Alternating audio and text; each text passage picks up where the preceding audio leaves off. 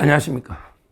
어제 국민의힘이 의원총회를 5시간 동안 격론을 벌였는데 아무 결론이 없이 그냥 끝나버렸어요. 참 사분오열 심각한 분열 상황이다. 그렇지만 국민의힘이요 빨리 조속히 안정이 되고 새로운 제대로 된 정당성 있는 새로운 지도부가 구성이 돼서 강력하게 뼈를 깎는 완전히 환골탈퇴하는 이런 대혁신을 해야 됩니다. 지금 이재명 정권이 처음부터 비틀비틀 흔들흔들 지금 상당히 여론이 안 좋잖아요. 어제 조작 미터, 리얼 미터도 기대하는 게 50% 됩니다. 따라서 제대로 우리 국민의힘이 뭉쳐서 혁신하면요 충분히 견제를 가능하고 요즘은 옛날하고 달라서 1년이면 엄청난 변화가 있거든요. 따라서 지방선거나 그다음에 보궐선거가 많이 있을 거예요. 일단 이재명 지역구부터 보궐선거 있잖아요. 준비를 해야 된다 이렇게 보고요. 그러면 가장 중요한 게 당 지도부입니다. 당대표 그리고 투톱이니까 원내대표 이런 게 중요할 텐데 여기에 대해서 제 생각을 말씀드리면요.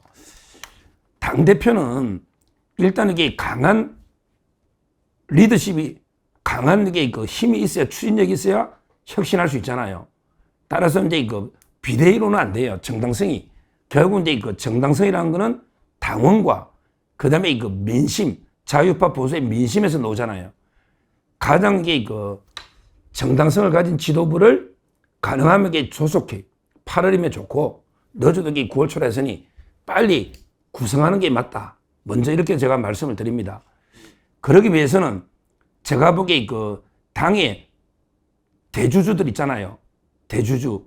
당의 진짜 어떻게 보면 실질적으로 힘있게 당을 이끌 수 있는 이런 분들이 다 나와서 아름답게 한번 경선을 해보자.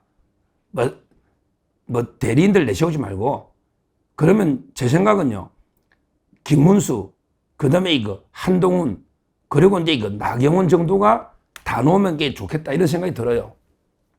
왜 제가 3명을 거론하느냐. 일단은 김문수는 41% 얻은 게 힘이 있어요. 41% 얻은 게 쉬운 건 아니잖아요.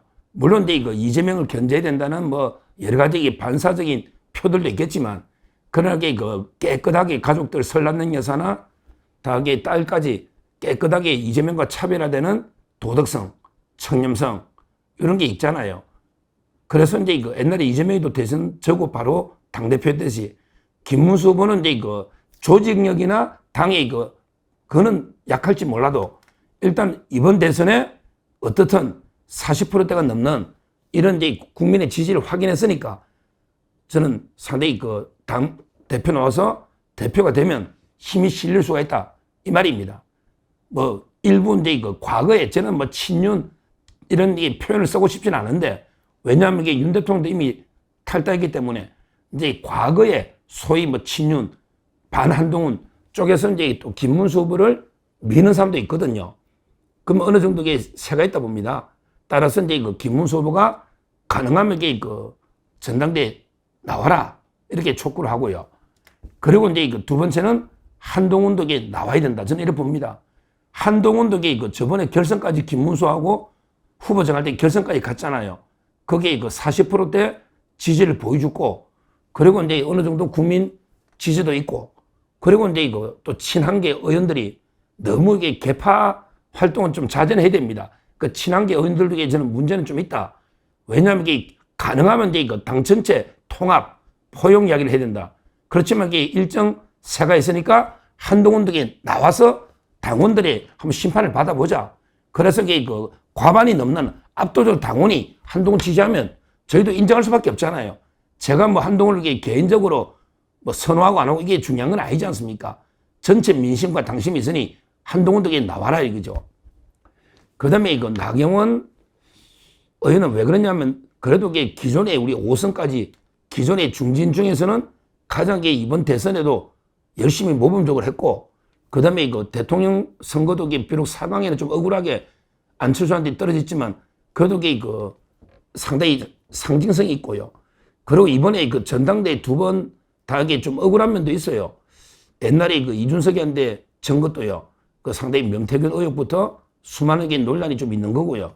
그 다음에 이번에도 아마 이제 그 한동훈하고 1대1로 붙었으면 상당히 저는 이겼을 가능성이 높다 보는데, 근데 그 원희룡 후보, 윤상현 막 이게 표가 분열되는 바람에 그 한동훈이한테 좀 이게 그 어부지를 안겨준 이런 측면도 있고, 하여튼 제가 보기에 그 기존의 배지, 원내, 지금 이제 김문수와 한동훈은 원외입니다. 그러니까 이제 원내에서도 대표 한 명 나와라 이거야. 또 이게 원내대표 장점도 있거든요. 물론 이게 그 뭐 꼭 원내 배지가 필요한 건 아니지만, 제가 보기에 그 원내 의원들 중에서는 그래도 이게 당대표로 이게 가장 제 개인적으로는 이게 그 적임자가 아닌가 이렇게 보고 있습니다. 그래서 아마 이제 그럼 3등분 되겠죠? 아마 딱 국회의원들 107명에 한동훈계도 한 20명 될 거고요. 그 다음에 그 반한동훈 쪽에도 김문수 지지한 사가 있을 거고 나경원도 있을 거예요. 이렇게 3파전 하고 또 경우에 따라 뭐 한동훈 쪽으로 쏠린다.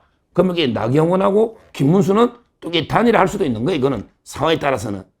제가 보기에는 이렇게 3명이 아마 이게 가장 그나마 그 당에서 가장 힘있게 당을 수습하고 혁신할 수 있는 이런 이제 그 소위 말하면 이게 그 대주주가 아닌가. 이렇게 당대표는 이게 봅니다. 3명. 그리고 이제 그 중요한 거는 그 전에 원내대표죠. 16일날 뽑을 거예요. 원내대표는 이게 어떨까? 원내대표는요, 원내 주로 이게 통합을 하잖아요. 조금 이게 당대표하고는 역할이 좀 다르다. 그래서 원내대표는 가장 중요한 게 그 대여투쟁력입니다.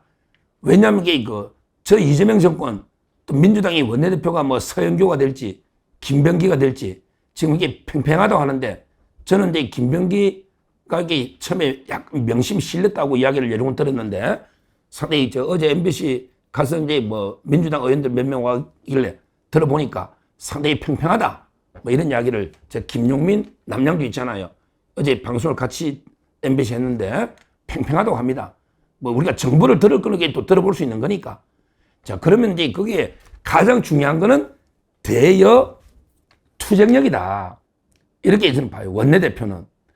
그래서 그리고 이게 개파색이 너무 강하면 안 되겠다. 오히려 개파색이 조금 이게 얇은 게 좋겠다. 저는 권성동 원내대표도 이게 투쟁력은 좋아요. 어제도 이게 보면 발언 보면 아주 세고 투쟁력 이재명이 완전 뭉개버리잖아. 왜? 중앙대 다닐 때부터 이게 거의 똘마니처럼 들고 있었거든, 이재명을. 근데 다만 이제 권성동 의원은 약간 친윤 색깔이 많이 강하긴 하죠. 장단점이 있는 거예요. 그래서 지금 이게 가장 본인은 아직 적극적으로 안 나서지만 제가 보기에 가장 무난한 거는 김도읍. 부산의 김도읍이라고 있잖아요. 우리 좋아하잖아요. 법사위원장. 이분은 이게 검사 출신이고 법률도 좀 알고, 그 다음에 개파색이 상대적으로 좀 엷어요. 친윤이라 하기도 그렇고, 또 이게 친한동훈이다 이렇게 하기도 그렇고, 상당히 거부감이 좀 양쪽 다 적다는 평가입니다. 그러면 이제 김도읍 의원도 저는 한번 넣으면 좋겠다는 생각이 들고요. 선수도 좋고, 그리고 이제 약간 친윤이지만 이번에 모범적으로 사무총장부터 일했던 박대출 의원 있잖아요. 박대출은 이제 본인 의지는 상당히 강한 것입니다.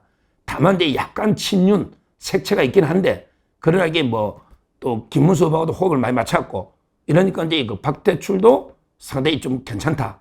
이렇게 저는 보고 있고요. 그 다음에 한 분 다 원래는 3선이었죠. 2분은 4선입니다. 3선이면 이게 충청권에서 다 논다면 저는 성일종 의원, 성일종 의원은 3선입니다. 나름대로 이게 아주 상당히 전략가라고 저는 봅니다. 아주 아이디어나 전략이 풍부하고 또 이게 잘 싸웁니다. 대투쟁력은 충청권이고, 거기다가 이제 뭐 한덕수 개도 있고, 한덕수 좀 이게 밀었다고 비판도 받았지만 그게 뭐 잘못은 아니잖아요. 그 당시에 이게 누구나 그렇게 생각하는 사람이 많았잖아. 그러니까 이제 그리고 김문수 후보 열심히 도왔으니까 이쪽에 크게 거부감이 없고, 뭐 저는 여러 장점이 있다. 보통은 3선에 해왔습니다. 원내대표는. 그래서 이런 분들이 반한동훈 쪽에 있고요. 뭐 한동훈 쪽에서는 이제 김성원, 3선 있잖아요. 김성원. 우리 조경태에게 너무 선수가 6선 높으니까 아마 이제 그 김성원 3선 있잖아요.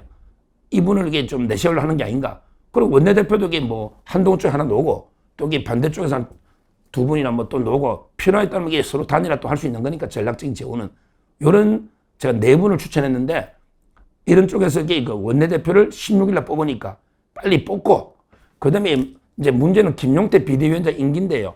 뭐 가능하면 이게 뭐 저는 김용태 위원장을 크게 욕하고 싶진 않아요.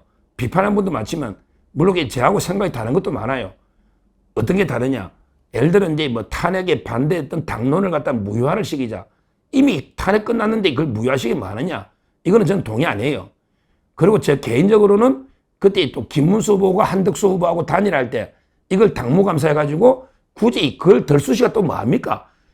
아니 저도 이게 단일해라 했는데 다만 단일화 안 해가 김문수 후보 비판도 했고 근데 김문수 후보가 되자마자 누구보다 또 열심히 저희가 운동을 밀었지 않습니까? 이미 다 지나간 과거 아닙니까? 그때 막 돌아가 보면 누구나 이게 단일화를 원했고 또 김문수 후보도 숨을 약속했고 이걸 가지고 이게 뭐 후보 교체 이걸 막 조사해서 지금 와서 하자. 이거는 이게 그 한동훈 쪽에서 많이 요구하는 거예요. 물론 이제 김문수 후보도 뭐 그런 생각이 있을지 모르지만 그런 게 저는 지나간 일이다. 따라서 김용태에 대해서 뭐 제 개인적으로 그런 아쉬움도 있고요. 그러나 제가 보기에 김용태 비대위원장이 이준석이나 한동훈보다 저는 100배 낫다 봐요. 상당히 나름대로 품격과 또 겸손함이 있고 여론에도 청취하려고 해요. 상당히 그 여론에 민감하게 반응하고 있습니다. 또 제가 동의 안 하는 부분이 있더라도 그걸 또 주장하는 여론도 있기 때문에 상당히 어렵고 힘든 자리예요. 나름대로 그 개혁을 위해서 노력했다. 따라서 이게 뭐 전국이나 상임 전국이나 뭐 이렇게 당원 투표까지는 너무 거창한데 좀 이게 해가지고 한 2달 정도 지도부 전당대회 더 해도 좋고 아니면 이제 뭐 그냥 이제까지 고생했으니까 16일날 원내대표가 되잖아요. 그러면 이게 원내대표가 비대위원장을 겸직하면 되거든요. 따라서 저는 뭐 개인적으로는 그 김용태 비대위원장은 비난하고 싶진 않아요. 저하고 생각이 다른 부분이 있어도 또 이런 젊은 정치 키워야 됩니다. 오히려 이준석의 대항마나 한동훈의 대항마로 젊은 정치인을 키워야 돼요. 따라서 이제 본인의 의지가 있으면 저는 2달 정도 기회를 더 줘도 좋고 아니면 이게 원내대표가 정해지면 원내대표가 비대위원장 대행하면서 물러나도 좋고 그거는 이제 서로 원만하게 협의해서 의원들끼리 하자. 이렇게 제 생각을 말씀드립니다. 결론적으로 이번에 어떻든 이게 지도부는 가장 중요한 지도부는 최강 지도부로 구성해야 되고 거기에 최고위원들 있죠. 최고위원들도 너무 초선들 이런 것보다 아예 최고위원들도 막 그냥 재선, 3선 이런 이제 실질적인 차세대 리더들 있잖아요. 차세대 이런 사람들 키워야 되잖아요. 따라서 최고위원들도 제대로 한번 놓아봐라. 뭐 김문수 후보는 최고위원 전문 있잖아. 거기 우리 김재원 최고위원 몇 번 됐잖아. 그 비서장 김문수 계속 그거 넣어봐라. 또 이쪽에 보면 박수영 의원 얼마나 좋습니까 신윤에. 그거 놓고 저 한동훈 교독이 배현진이나 옛날에 했던 사람들 자꾸 초선들 하지 말고 제대로 한번 최강 지도부를 구성해보자. 이런 이제 제안을 말씀드리고요. 하여튼 어제는 아쉽게 다시 또 그냥 끝났지만 조속하게 빨리 당을 정비해서 이재명 정권을 강력 견제해야 된다. 이렇게 말씀을 드립니다. 감사합니다.